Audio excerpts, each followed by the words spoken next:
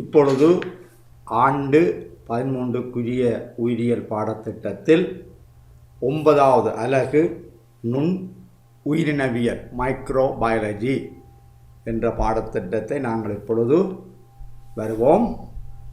இதிலே இந்த நுண்ணுயிரினவியல் என்பது வெற்றுக் கண்களால் தெளிவாக அவதானிப்பதற்கு முடியாத மிகவும் சிறிய அங்கிகள் அல்லது தனியனாக காணப்படும் பொழுது கண்ணுக்கு புலப்படாத அங்கிகள் பற்றிய கற்கை.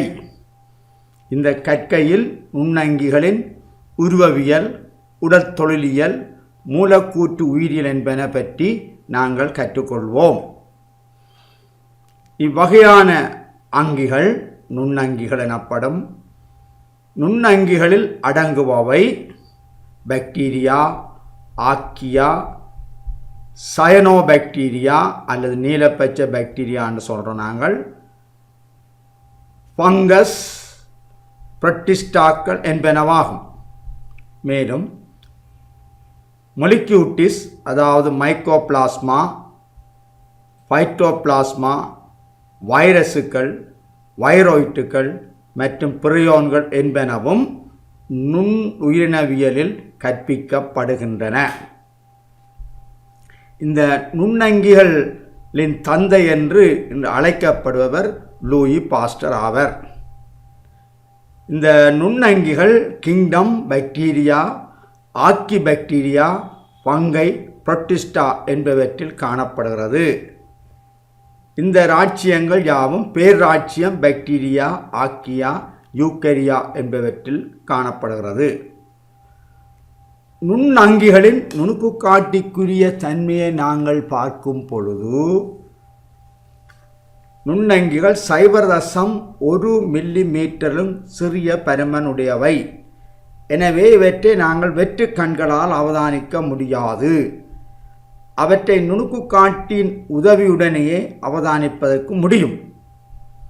நுண்ணங்கிகள் மற்றும் அவற்றின் கட்டமைப்பு கூறுகள் மைக்ரோமீட்டர் மற்றும் நானோமீட்டர் ஆகிய அலகுகளினால் அளவிடப்படுகிறது. மைக்ரோமீட்டர் μm, நானோமீட்டர் nm என்று குறியீடுகள் பயன்படுத்தப்படும். சில நுண்ணங்கிகள் அவற்றின் பெரிய பருமன் காரணமாக ஏனையவற்றுடன் ஒப்பிடுகையில் உடனடியாக பார்க்கக்கூடியதாக உள்ளது. அடுத்ததாக நுண்ணங்கிகளின் வியாபகத்தன்மை, அதாவது நுண்ணங்கிகள் பரந்து வாழும் தன்மை உடையவை. நுண்ணங்கிகள் பூமியின் எல்லா இடங்களிலும் பரந்து காணப்படுகின்றன. இவை நீர், மண், வளி மற்றும் ஏனைய அங்கிகளின் உட்புற வெளிப்புற மேற்பரப்புகளிலும் காணப்படுகிறது. கடல்வாழ் மற்றும் நன்னீர்வாழ் நுண்ணங்கிகள் சமுத்திரங்கள் மற்றும் நன்னீர்வாழ் உயிரினங்களுடன் உணவு சங்கிலி தொடர்பு அடிப்படையை உருவாக்குகின்றன. அவற்றுள் சில ஒளித்தோப்பை செய்யும் என்பதனால் நீர்ச்சூழலுக்குரிய முதலான உற்பத்திகளாகும். மண் நுண்ணங்கிகள் மண், நீர், வளி மற்றும் உயிரினங்களுக்கிடையில் இரசாயன மூலகங்களின் மீள் சுழற்சியில் உதவுகின்றன. நுண்ணங்கிகள் உயிர் தூசுக்களாக வளியில் தொங்கலடைந்து அல்லது அமிழ்ந்துள்ளதனால் காற்றோட்டத்துடன் மிக நீண்ட தூரங்களுக்கு செல்லப்பட்டு படிவடைவதற்கான சந்தர்ப்பம் உள்ளது. நோயாக்கிகளுக்குரிய உயிர் தூசுக்களாக நோய்கள் பரவுவதற்கான ஏதுவாக காணப்படுகின்றன. மிக குறைந்த நுண்ணங்கி கூட்டம் தாவரங்கள், விலங்குகள் மற்றும் மனிதன் போன்ற ஏனைய அங்கிகளுடன் ஈட்டத்தில் ஈடுபட்டு நோயாக்கிகளாகவும் உள்ளது. அவற்றுள் பெருமளவு நுண்ணங்கிகள் நன்மை பயப்பவை அல்லது தீமையற்றவை. இருப்பினும் எல்லா வைரசுகளும் அவை காணப்படும் அங்கிகளுக்கு தீமையை விளைவிக்கும். சில நுண்ணங்கிகள் மிக கடுமையான சூழல் நிபந்தனைகளிலும் வாழும் ஆற்றல் உடையவை. ஆனால் அச்சூழல் நிபந்தனைகளில் ஏனைய அங்கிகள் உயிர் வாழ மாட்டாது அல்லது அசாதாரணமான நடத்தையை காண்பிக்கும். இவ்வகையான நுண்ணங்கிகள் எக்ஸ்ட்ரீமோஃபைல்ஸ் என அழைக்கப்படும், அதாவது அது தீவிர நாடிகள் என அழைக்கப்படும்.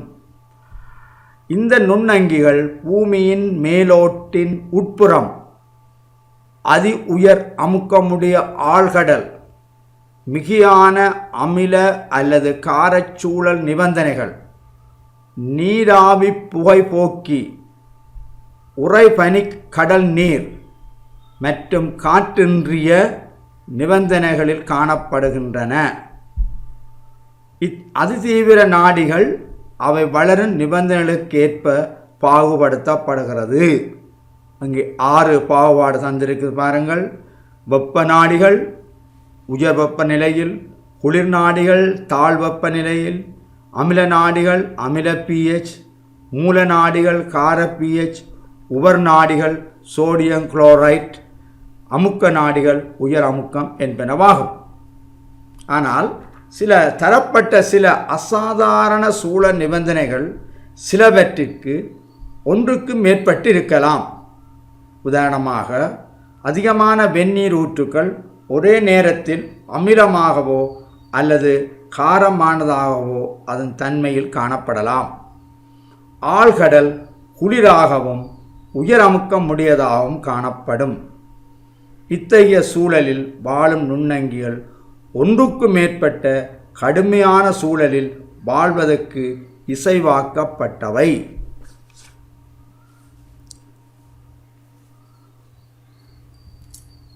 அடுத்ததாக நுண்ணங்கிகளின் உயர் வளர்ச்சி வீதத்தை பற்றி பார்ப்போம். நுண்ணங்கிகள் உயர்வான வளர்ச்சி மற்றும் இனப்பெருக்க வீதம் உடையவை. நுண்ணங்கிகளின் மேற்பரப்பு கன அளவு வீதம் அவற்றின் சிறிய உடல் பருமனுடன் ஒப்பிடுகையில் உயர்வானது. இதன் கருத்தாக அவை புறச்சூழலிருந்து பெறப்படும் பதார்த்தங்களின் பரிமாற்றத்திற்கு உயர் மேற்பரப்பை வைத்திருக்கின்றன. இதன் விளைவாக கலத்தினுள் உள்ளெடுக்கப்படும் பதார்த்தங்கள் மற்றும் கலத்திலிருந்து வெளியேற்றப்படும் கழிவு பதார்த்தங்களின் பாய்ச்சல் வீதம் அதிகரிக்கும். இதனால் இவை உயர் அணுசேப வீதம் உடையவை. எனவே அவற்றின் சராசரி சந்ததி காலம், அதாவது குடித்தொகையை ரெட்டிப்படைய செய்ய தேவையான காலம் சார்பளவில் குறைவானது. உதாரணம், எசெச்சரிச்சியா கோலாய் எனப்படும் ஒரு பாக்டீரியா உடைய சந்ததி காலம் 0.35 மணித்தியாலம், அதாவது 20 நிமிடங்களாகும். நுண்ணங்கிகளின் உருவவியலுக்குரிய, போசனைக்குரிய மற்றும் உடற்தொழிலுக்குரிய பல்வகைமையை பற்றி பார்ப்போம். அதில் முதலாவது பல்வகை. நுண்ணங்கிகள் உருவவியலில் பல்வகைமையை காட்டுகின்றது. பாக்டீரியா அவற்றின் வடிவத்தில் பல்வகைமையை காட்டுகின்றது. பாருங்கள், ஒன்று பார்த்துக்கொள்ளுங்கள். முதல் அந்த வகையில் அடிப்படையில் தெளிவான வடிவங்கள், அங்கே 3 தெளிவான வடிவங்கள் உள்ளன. ஒன்று கோலுரு வடிவம், அதாவது நாங்கள் அவற்றை நுண்ணங்கியலில் பேசிலஸ் வடிவம் என்றும், மற்றது கோள வடிவம் ஸ்பெரிக்கல் கொக்கஸ் என்றும், சுருளி வடிவத்தை ஸ்பைரில்லம் என்றும் அழைப்போம். கொக்கசு பாக்டீரியாக்கள் பல்வேறு வடிவங்களில் ஒழுங்கமைக்கப்பட்டுள்ளது. அது நாங்கள் தொடர்ந்து வேறு அட்டவணையில் பார்த்துக்கொள்வோம். கொக்கசு பாக்டீரியாக்கள் பல்வேறு வடிவங்களில் ஒழுங்கமைக்கப்பட்டுள்ளது. 6 வடிவங்கள் ஒழுங்கமைக்கப்பட்டுள்ளதை நாங்கள் பார்க்கலாம். மொனோகொக்கஸ், டிப்ளோகொக்கஸ், ஸ்டெப்டோகொக்கஸ், ஸ்டைஃபிலோகொக்கஸ், டெட்ராட், சாசினேக்கள் ஆகும். பேசிலஸ் பாக்டீரியாவானது தனி பேசிலஸ், டிப்ளோபேசிலஸ், ஸ்டெப்டோபேசிலஸ் ஆக ஒழுங்கமைக்கப்பட்டுள்ளது. சுருளியுடமான வடிவ பாக்டீரியாவானது விப்ரியோ அல்லது ஸ்பைரில்லம் அல்லது ஸ்பைரோகீட்டே மொத்தமாக நாங்கள் கொக்கஸில் வந்து 6 வடிவமும், பேசிலஸில் 3 வடிவமும், ஸ்பைரலத்தில் 3 வடிவமாக மொத்தம் 12 வடிவங்களை நாங்கள் இங்கே அவதானிக்கலாம். சயனோபாக்டீரியா இதுவும் வடிவத்திலும் ஒழுங்கமைப்பிலும் பெருமளவு வேறுபடுகின்றன. தனிக்கலத்திலிருந்து பல்கலங்களான இழை வரை அல்லது வேறுபடும்.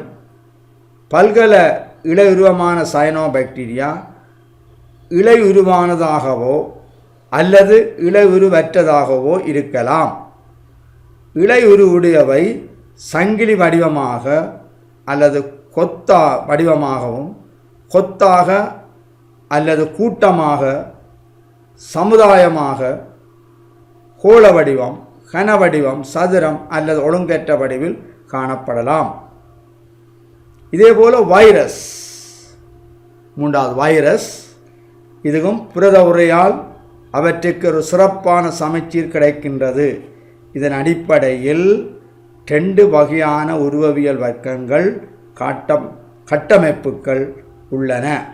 ஒன்று எண்கோண வடிவம், மற்றது சுருளியுரு வடிவமாகும். இதேபோல் பங்கஸ் சில தனிக்கலத்தாலானவை, ஏனையவை பல்கலத்தாலானவை. இவை நுண்ணிய குழாயுருவமான கிளை கொண்ட இலைகளினால் ஆக்கப்பட்ட திணிவாக இருக்கும். இது பூஞ்சன இலை என அழைக்கப்படும். இவை கூட்டாகச் சேர்ந்து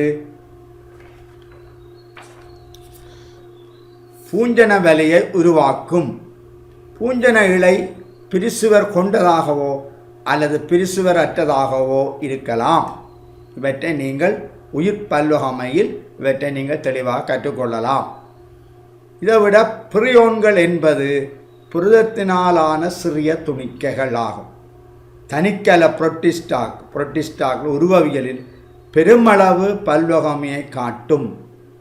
மூலக்கூற்று நிலை நுண்ணங்கிகள் பல்லினத்துவ உருவவியல், அதாவது வேறுபட்ட வடிவங்களை கொண்டதாக உள்ளது.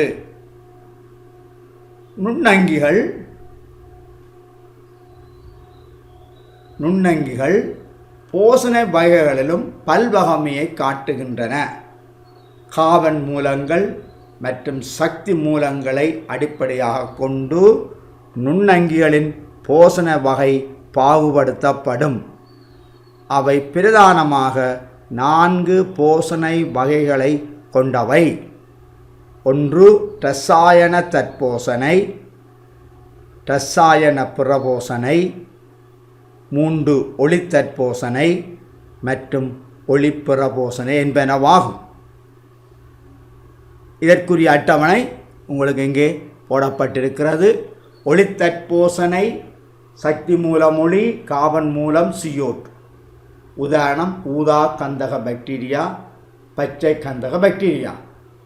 ஒளிப்புறபோசனை சக்தி மூலம் ஒளி, காபன் மூலம் சேதன காபன்.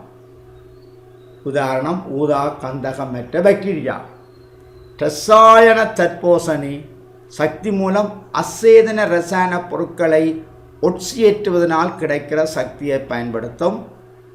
காபன் தேவையை CO2 பெற்றுக்கொள்ளும். Nitrobacter, Nitrosomonas, Thiobacillus, thiooxidans. இரசாயன புறபோசனை தமக்கு வேண்டிய சக்தியை சேதன இரசாயன பொருட்களை ஒட்சியேற்றி பெற்றுக்கொள்ளும். காபன் மூலத்தை சேதன பதார்த்தங்கள் பெற்றுக்கொள்ளும் அநேகமான பாக்டீரியாக்கள் ஆகும். இப்பொழுது இந்த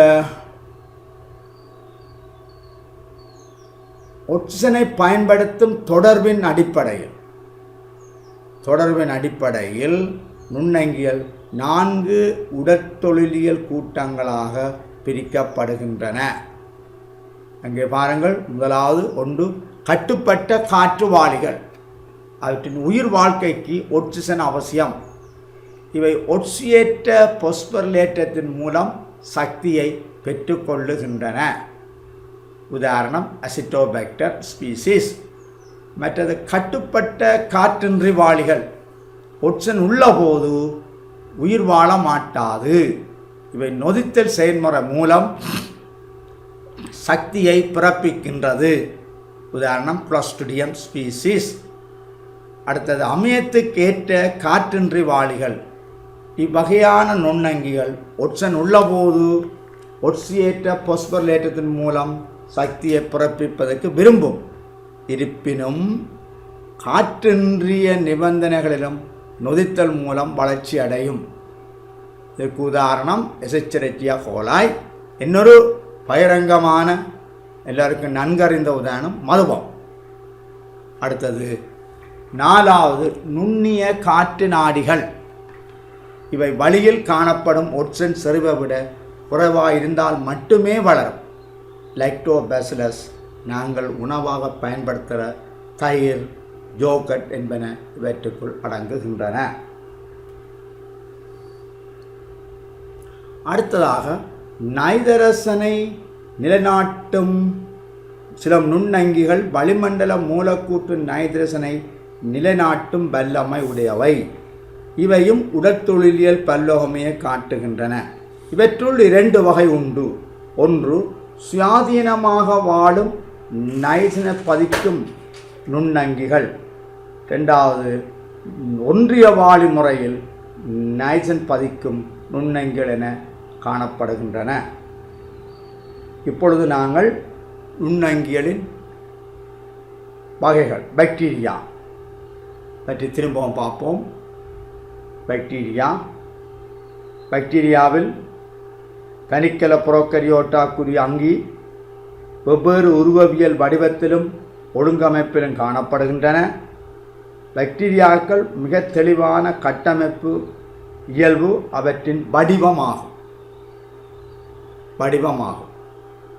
இவற்றில் கோள வடிவம், கொக்கஸ் வடிவம், ஹோல் வடிவம், பேசிலஸ் வடிவம், சுருளி வடிவம், ஸ்பைரல் ஷேப் சுருளிவமான வடிவம். கலப்பிரிவின் போது கலங்கள் ஒன்றுடன் ஒன்று இணைந்து வேறுபட்ட ஒழுங்கமைப்புகளை காட்டுகின்றன. பாருங்கள்,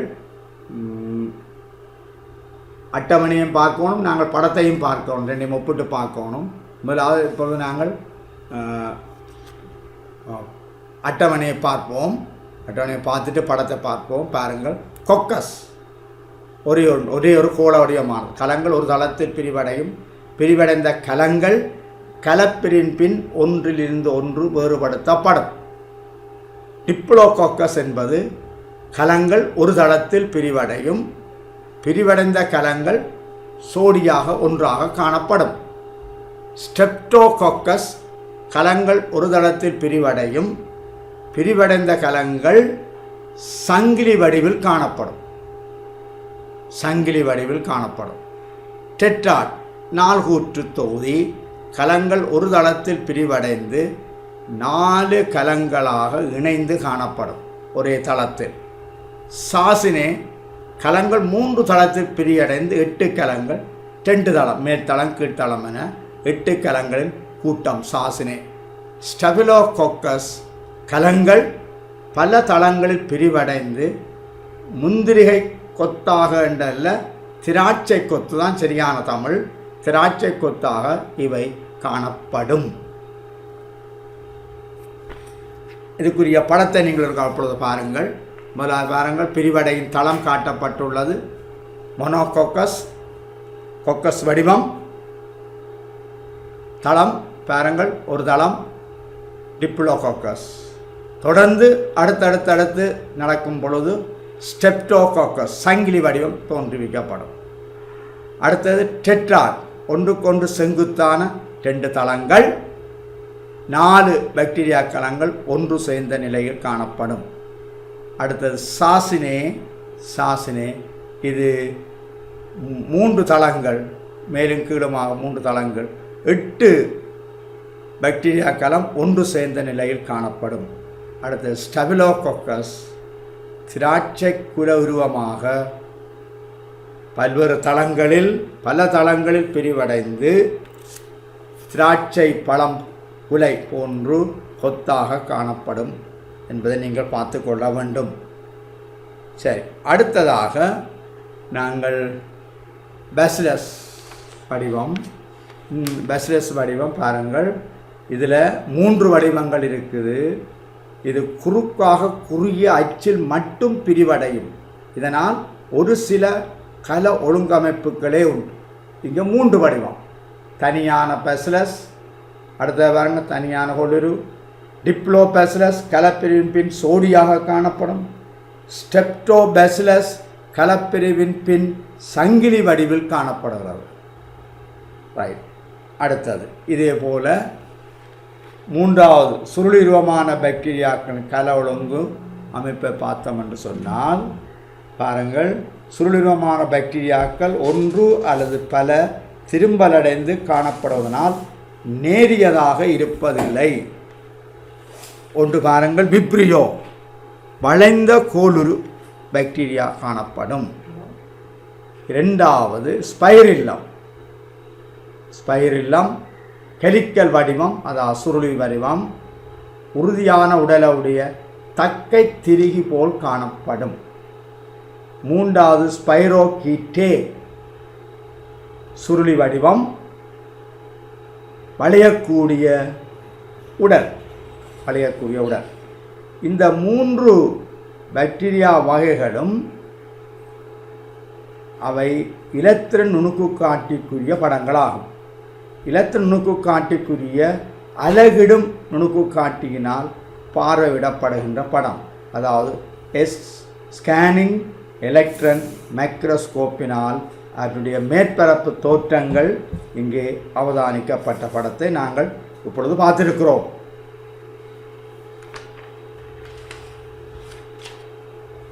அடுத்த சயனோபாக்டீரியா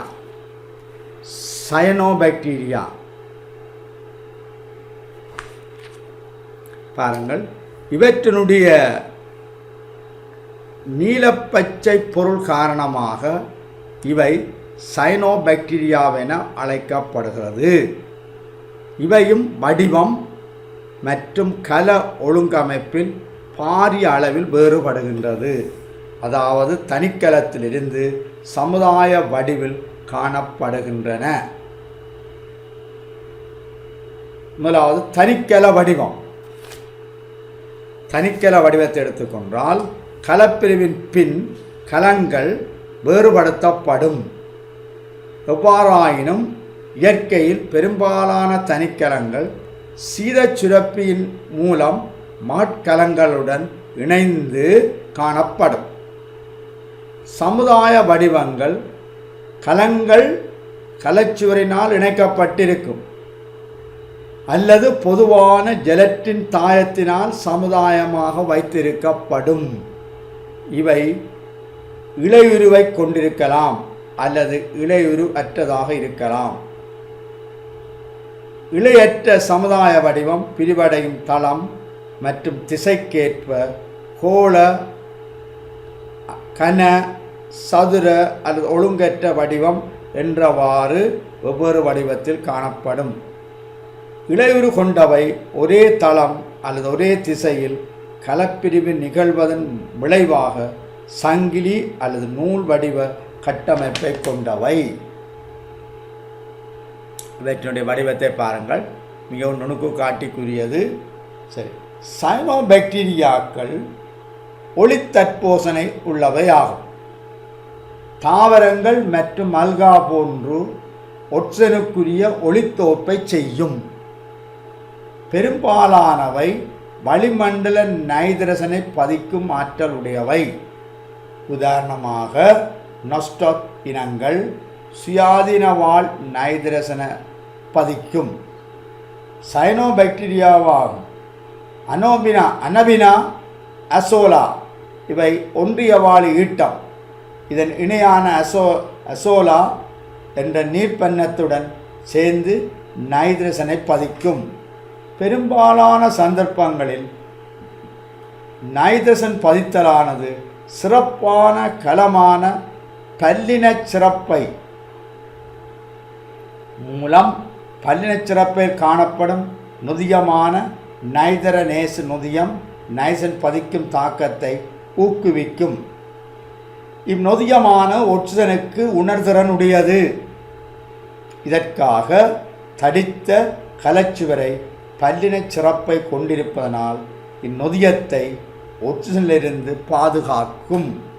அதாவது ஒட்சிசன் இதற்கு ஒரு போட்டி நிரோதியாக உள்ளது.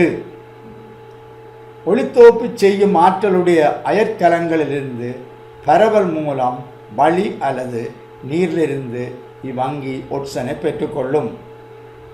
சைனோபாக்டீரியாவின் இன்னொரு வகையான சிறப்படைந்த கல வகையை கொண்டது. இது அசைவிலி எனப்படும். இவை தடித்த கலச்சுவருடைய உணவு சேமிப்பை கொண்ட ஓய்வு நிலை வித்திகளாகும். இவை உயர் வெப்பநிலை, வறட்சி என்பவற்றை தாங்கக்கூடியது. எனவே அசைவிலி சாதகமற்ற சூழல் நிபந்தனைகளில் பதிய கலங்கள் உலர்ந்து போனாலும் தகாத காலத்தை கழிக்கக்கூடியது. சைனோபாக்டீரியாவானது லிங்கமில் முறை மூலம் மட்டும் இனம்பெறும். தனிக்கல சைனோபாக்டீரியாவும் சவுக்கு முளை இலையுருவற்ற சமுதாய வாளிகளும் எளிய கலப்பிரிவின் மூலம் பெருக்கமடைந்து சவுக்கும் இலையுரு உடைய சமுதாய வடிவங்களும் தனிக்கல சமுதாய வடிவங்களும் துண்டு துண்டாதல் மூலம் இனம் பெருகும். பாக்டீரியாக்களில் சில பாக்டீரியாக்கள் வளிமண்டல நைசனை பதிக்கும் ஆற்றலுடையவை. இதிலும் இவை பல்வகமையை காட்டுகின்றன.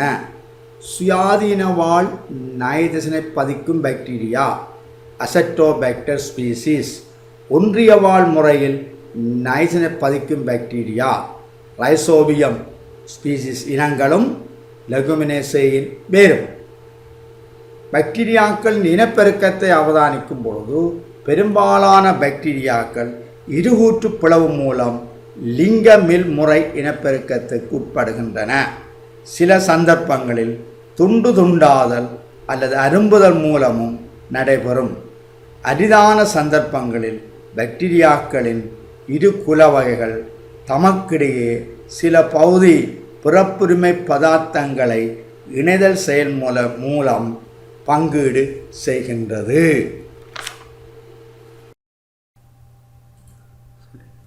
இப்போது நாங்கள் நுண்ணங்கிலான பங்கஸை பற்றி பார்ப்போம். பங்கஸினுடைய படத்தை அவதானியுங்கள். யூக்கரியோட்டா குரிய அங்கி, இங்கே பச்சையமில்லை, கரு காணப்படுறது. இவற்றினுடைய கலச்சுவர் ஹைட்டினாலானது. இவற்றை பற்றி மேற்கொண்டு பார்ப்போம். பங்கஸ் யூக்கரியோட்டா கலா ஒழுங்கமைப்புக்குரியது. இவை தனிக்கலத்திற்குரியது மதுவம் அல்லது பல்கலத்துக்குரியது. சில பல்கல பங்கசுக்கள் காளான்களை தோற்றுவிக்கும். காளான் என்பது ஒரு கனி உடலம். பூஞ்சனங்கள் தென்படக்கூடிய திணிவுகளை உருவாக்கும். இது பூஞ்சன இலை எனலாம். இவை ஒன்று சேர்ந்து பூஞ்சன வலையை ஆக்கும். அநேகமான பூஞ்சனங்கள் பிரிசுவரை கொண்டிருப்பதனால் பிரிசுவருடையவை அல்லது பிரிசுவருக்குரியவை எனப்படும். பிரிசுவர் இருப்பதனால் பூஞ்சன இலைகள் தனிக்கரு கொண்ட அலகுகளாக காணப்படும்.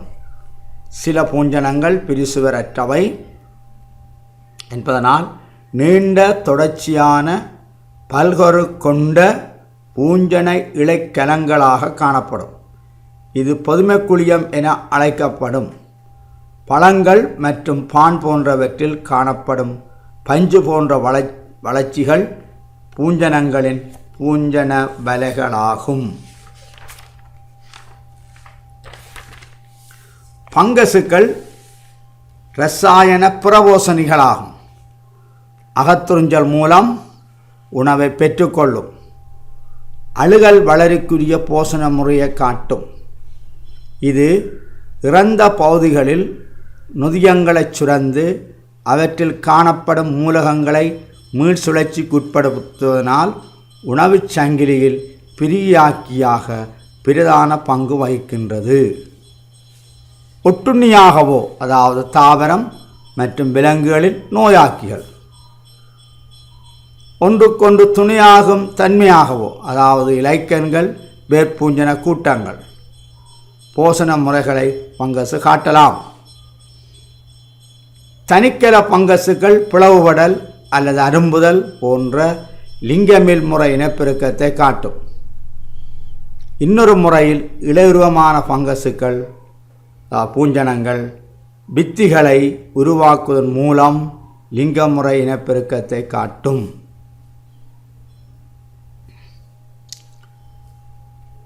அடுத்ததாக 4வதாக தனிக்கல புரோட்டிஸ்டாக்களை பற்றி பார்ப்போம். தனிக்கல புரோட்டிஸ்டாக்கள் பாருங்கள், அங்கே படங்கள் தரப்பட்டிருக்கிறது. அமீபா, பரமேசியம், யூக்குலினா போன்றவை அங்கே காட்டப்பட்டுள்ளன. தனிக்கல புரோட்டிஸ்டாக்கள் பல்லினத்துவ உருவவியலுக்குரியவை என்பதனால் அவற்றின் வடிவங்கள் மற்றும் இடப்பெயர்ச்சி கட்டமைப்புகளான போலிப்பாதங்கள், பிசிர்கள் அல்லது சவுக்கு முளை என்பன வேறுபடும். இவைகள் தனியாகவோ அல்லது சமுதாயமாகவோ காணப்படலாம். சில இணைந்து இலைகளை உருவாக்கும். புரோட்டிஸ்டாக்கள் ஒளித்தற்போசனைக்குரியவையாகவோ புறவோசனைக்குரியவையாகவோ காணப்படலாம். புரோட்டிஸ்டாக்கள் காற்றுவாழ், காற்றின்றி வாழ் மற்றும் அமையத்துக்கேற்ற காற்றின்றி வாழ் சுவாச முறைகளை காண்பிக்கும். சில அல்காக்கள் லைக்கன்களாக ஒன்றிய வாழி தொடர்பில் பங்களிப்பு செய்யும். இவை புணரிகள் மூலம் லிங்கம் முறை இனப்பெருக்கத்தையும் பிளவுபடல் மூலம் லிங்கமில் முறை இனப்பெருக்கத்தையும் காட்டும். அடுத்தது 5வதாக மூலக்கூற்று நிலை நுண்ணங்கியல்.